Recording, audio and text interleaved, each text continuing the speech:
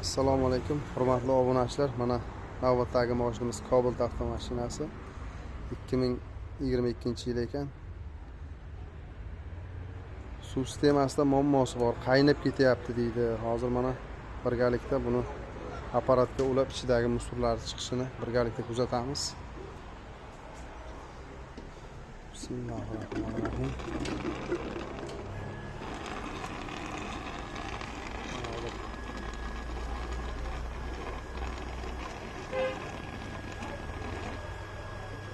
Uladik, hozir ichidan nima musorlar bo'lsa, hammasi chiqadi.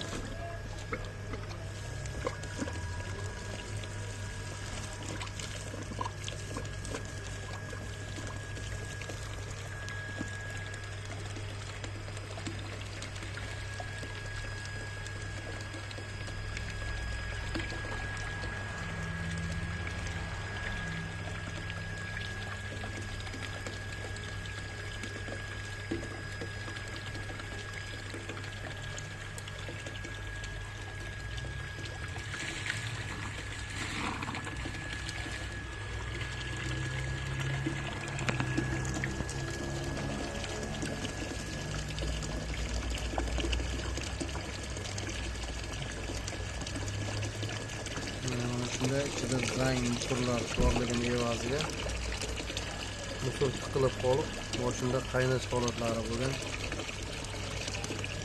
Kimgadir mana shunday suv sistemasida muammo bo'ladigan bo'lsa, bemalol kelishlaringiz mumkin.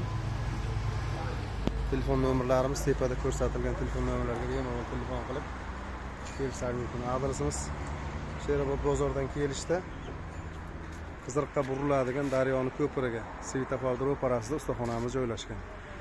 Bemalol kelishlaringiz mumkin. Toza bo'lgan holatini ham video syomka qilib qo'yamiz.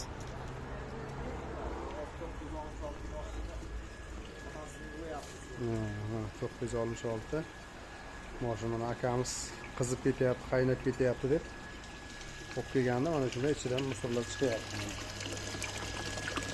Antiprosbachoygacha ximikatlarni mana ichiga solib qo'yibmiz.